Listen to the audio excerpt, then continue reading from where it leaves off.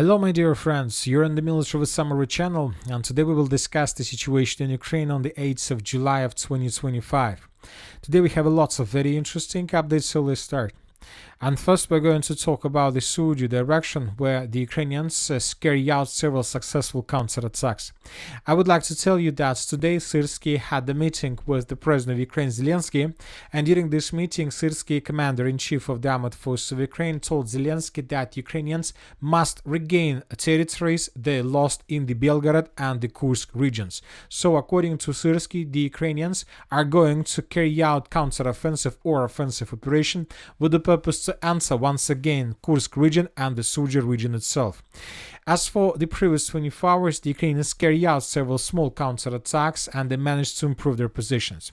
Furthermore, I would like to tell you that currently we are at the stage before the beginning of the third round of talks that is going to take place on the territory of Istanbul. And these talks are going to take place probably within a week or something like 10 or 20 days.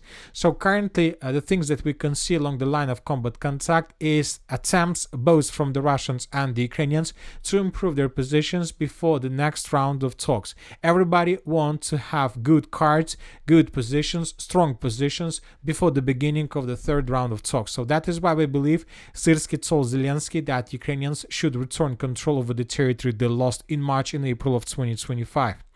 Anyway, the Ukrainians counterattacked, and according to information we have, the Ukrainians managed to encircle the Russians in the area of the village of Kondratovka. So this is the current situation on the ground. This Ukrainian counteroffensive operation started on the 6th of July of 2025. This is the map, for example, by the end of the 6th of July, when the Ukrainians just launched their counteroffensive. By the end of the 7th of July of 2025, the Ukrainians managed to establish complete control over the main supply line that goes from the border, from the territory of the Russian Federation to the territory of the village of Kondratovka. Later, the Ukrainians managed to improve their positions, and by the end of the 8th of July, the Ukrainians improved their positions along this main supply line. This is the video that was published by the Russian sources, and here we can see how Russians were attacking Ukrainians along this main supply arteria. And later we got another video. In this video we can see how the same Russian squads were attacking the northeastern part of the settlement of Kondratovka with FABs. And this video, according to the author of this video, tells us that Ukrainians established complete control over this territory. Now the Russians are focused to force Ukrainians to fall back from this area. So we believe that first of all the Ukrainians once again concentrated their forces in this huge forest. During the first, let's say, wave of attack, the Ukrainians established control over the main supply line, and during the previous 24 hours, the Ukrainians managed to outflank the Russians in the area of the village of Kondratovka and to capture the northeastern part. By this attack, the Ukrainians managed to achieve one of the most important goals: to cut the last supply lines, the only supply lines that the Russians had to support their contingent on the territory of this settlement. Now the Russians are going to will have to make very difficult decisions. Either to counterattack in the area of Kondratovka from the village of Konstantinovka with the purpose to restore control over the main supply lines, or the Russians will have to make a very difficult decision and to fall back from the village of Kondratovka during this upcoming night.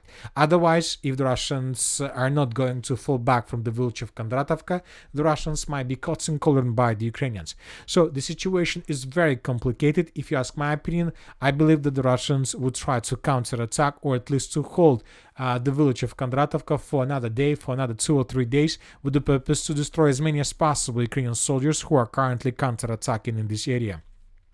Because at the same time the Russians are trying to finish the battle for the village of Varachina, and the situation with Kondratovka obviously plays in Russian favor, because while the Ukrainians are fighting with the Russians in the area of Kondratovka, another group of Russian forces is trying to finish the battle for the settlement of Varachina.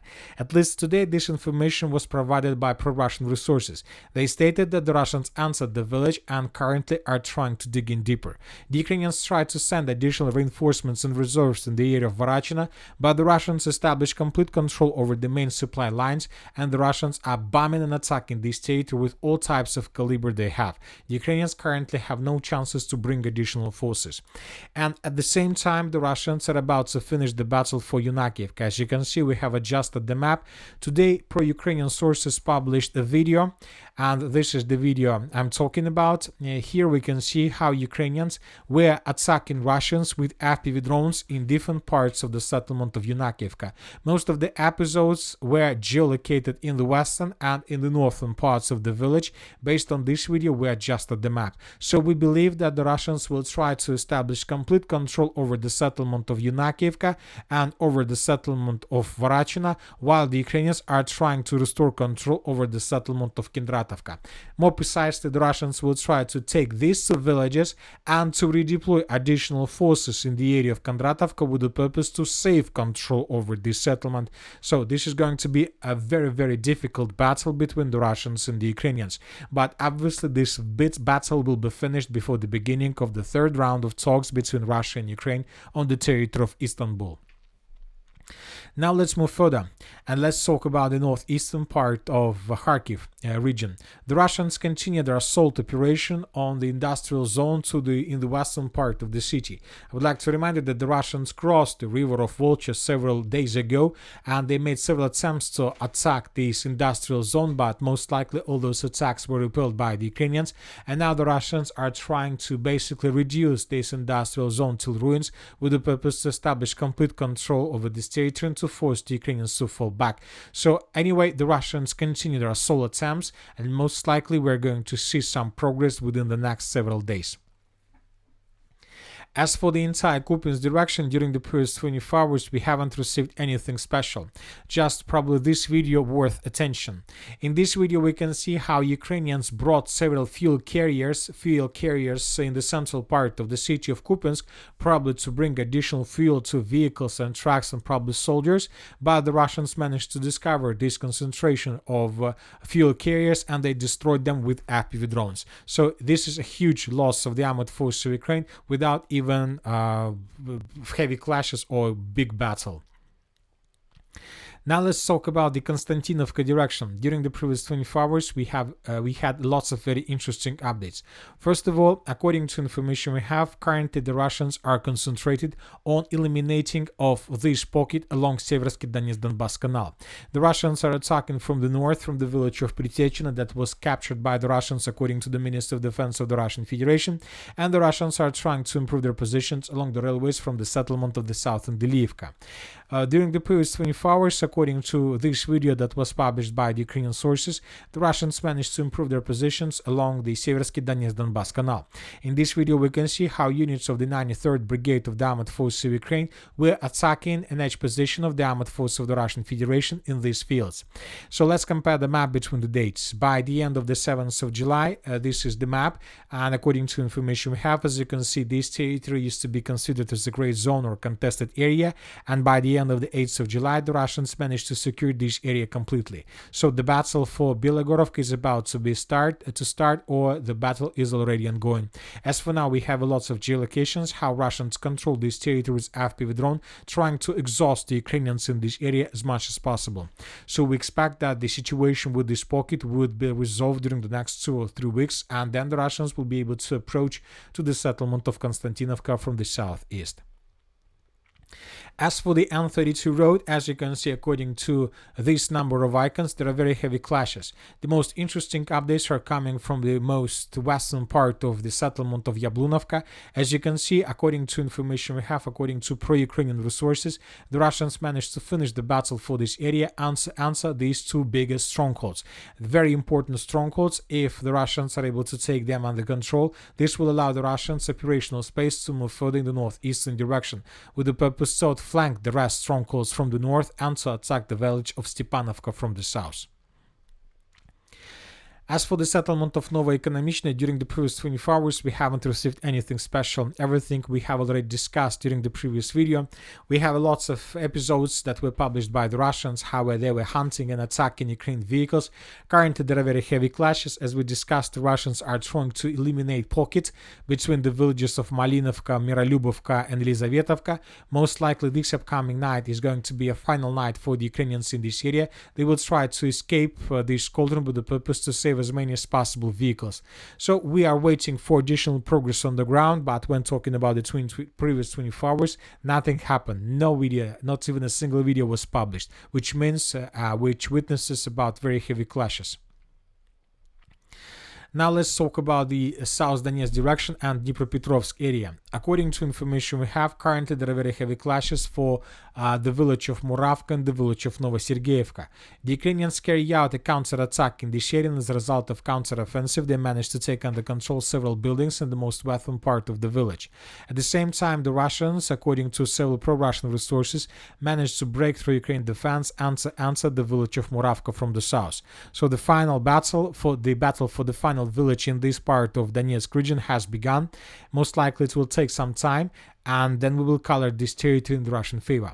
Anyway, when talking about this, let's say, corner, there are two strongholds like butterflies to the south of Balakivka and in the area of Novosergeyevka that Ukrainians use as a base of their defense. After the fall of Muravka and after the Russians finish the battle for Novosergeyevka, they will try to take both strongholds under complete control, and this will allow the Russians to begin offensive operation in the direction of Novopavlovka from the northeast. As for the South Donetsk direction, during the previous 24 hours we haven't received anything special, just some changes on the ground that was provided by different mappers.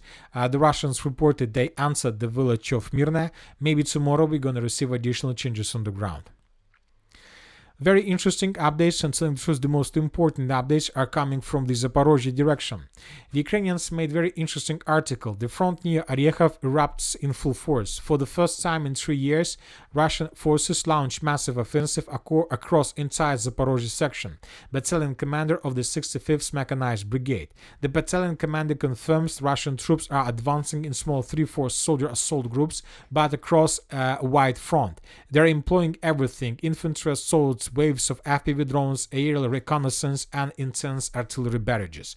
So the Russians are attacking, and during the previous 24 hours we had a lot of very interesting changes.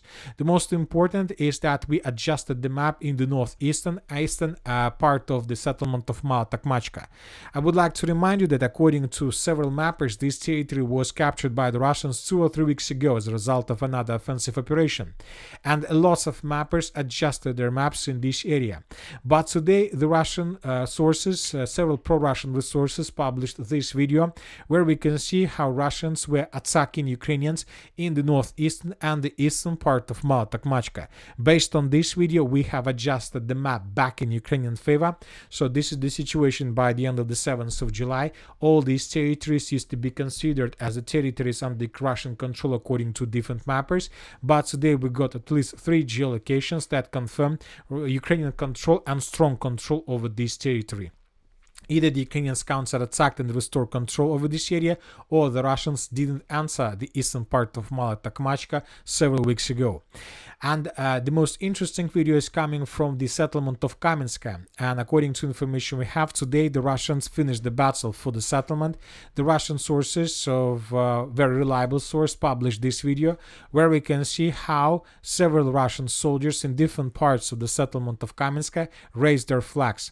So based on this video, one of the episodes with flag was geolocated exactly in this point, and based on this video we have adjusted at least half of the northern part of Kamenska. Several pro-Russian resources colored the entire village under complete Russian control. So we believe that either the village is about to be taken by the Russians, or this is going to happen during this upcoming night. And most likely tomorrow, the Minister of Defense of the Russian Federation will confirm this information, and then we will color the village of Kamenska completely under Russian control. Another important video is coming from the settlement of Plavny to the west of Kamenska. We are talking about this area. This morning, the pro-Ukrainian resources published another update, and according to this update, as you can see, at least 50% of the central part of the village is already under Russian control. So this is the situation by the end of the 7th of July, and this is the situation by the end of the 8th of July. Furthermore, after the fall of Kamenska, the Russians are trying to increase their pressure, and today we got this video from the central part.